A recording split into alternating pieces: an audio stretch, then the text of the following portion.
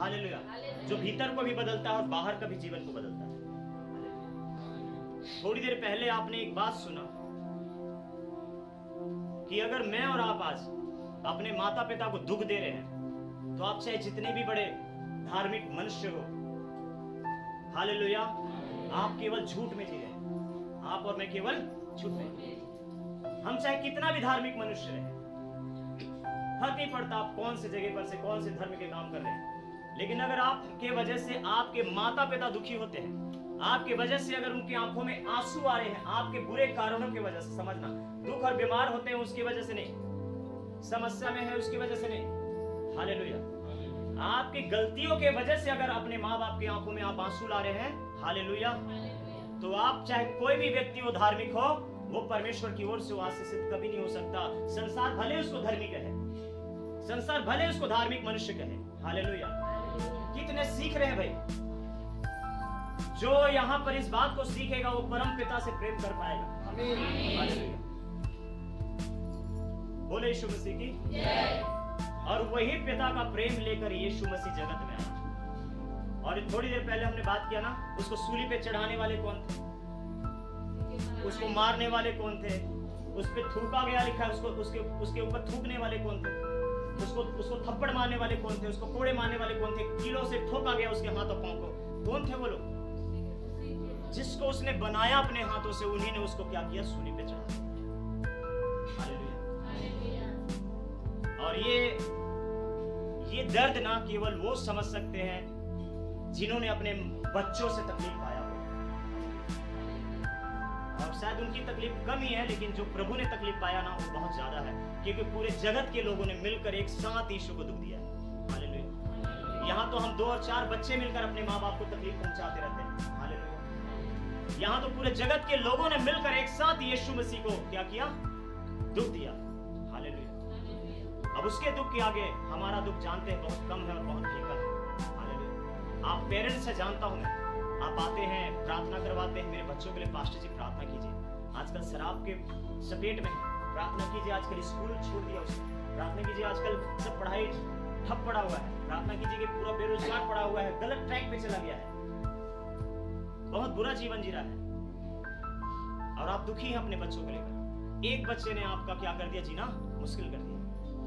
अब सोचने वाली बात है, पूरे जगत की स्थिति को देखता होगा परमपिता, हालेलुया, उसको कितना तकलीफ पहुंचता होगा भाई। हालेलुया। इसलिए पौलुस ने एक जगह पर बोला, जैसा मैं चल रहा हूं वैसे तुम भी चलो। हालेलुया। बोले यीशु मसीह की जय। तो आपको यहाँ पर चिंता करने की तो जरूरत ही नहीं है कि मेरी प्रार्थना, मेरी विनती शायद इनफ है, काफी है, काफी नहीं है, मैं प्रार्थना कैसे करूं, मेरी दुआ शायद सुनेगा नहीं परमेश्वर, मुझको आता नहीं क्योंकि जितना प्रार्थना करना लिखा हो, आपकी प्रार्थना विनती निवेदन से कहीं ज्यादा बढ़कर काम करता है आपके लिए। आमीन। तो जितनी भी शक्ति आपको मिली है परमेश्वर से, उससे आप भक्ति कर रहे हैं, प्रभु आपको वो ऐसे ही स्वीकार कर रहा है। आमीन। और आपको देगा वो, जो आपकी जरूरतें हैं पूरी करेगा परमपिता। आमीन। हालेलुया। लेकिन इसके लिए मैंने फिर से बताया, फिर से कहूंगा, बार बार आपको वापस वहीं पर लाऊंगा, आप अपना जीवन को पलट कर देखिए। आपकी वजह से आपके जन्माने वालों को तकलीफ पहुंच रही है क्या? लाइफ में कुछ कर ना सको तो मत करना, लेकिन अपने माँ बाप का दिल और मन को मत दुखाना। भले आप बेकार रहिए, निकम्मे रहिए, लेकिन आपकी गलतियों की वजह से उनकी आंखों में आंसू नहीं आना चाहिए। हालेलुया। बोले यीशु मसीह की जय। बोले हालेलुया। जिंदगी भर नाकाम हो जाए आप, असफल हो जाइए, जाइए, परमेश्वर आपको सफल करेगा एक दिन।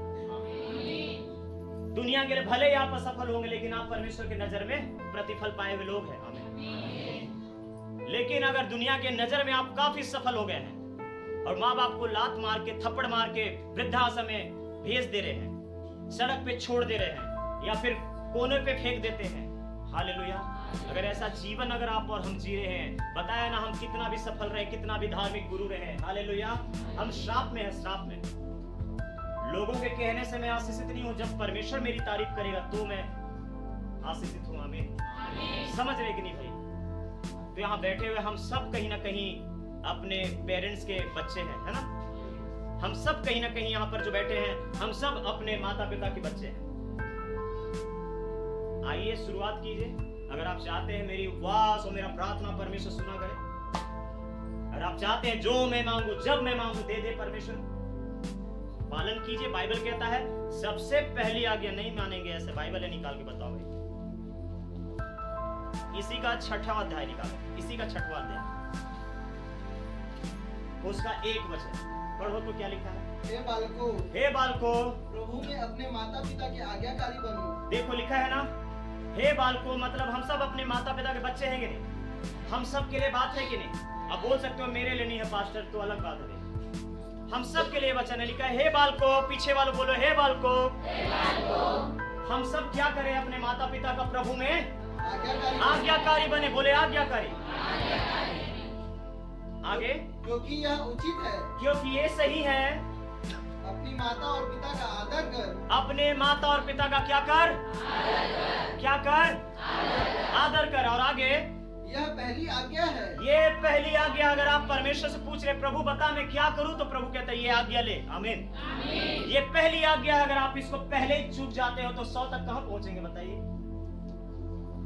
पहली गिनती आपकी लड़खड़ा गई और 100 तक की आंकड़ा कहां पार करेंगे बताइए? अभी हमने बात किया ना, गिनती कहां से शुरू होता है? यीशु ने कहा मैं प्रथम हूं। क्यों बोला पता है? क्योंकि सबसे पहले उसने क्या किया? अपनी मर्जी नहीं, अपने पिता की मर्जी पूरी की। आमीन। हालेलुया। इसलिए बोला मैं प्रथम हूं। आगे, जिसके साथ प्रतिज्ञा भी है। जिसके साथ प्रतिज्ञा भी है, बोले आमीन। तो मतलब अगर आप आज्ञाकारी होंगे तो परमेश्वर की सारी आशीषों की प्रतिज्ञा आपके नाम। आपकी प्रार्थना भले ही आपको करने नहीं आती होगी, आपको शायद विनती करना नहीं आता होगा, लेकिन आपको एक काम करना आता है। वो क्या है? जो प्रभु ने आज्ञा दिया उसका आप पालन कर रहे हैं। हालेलुया।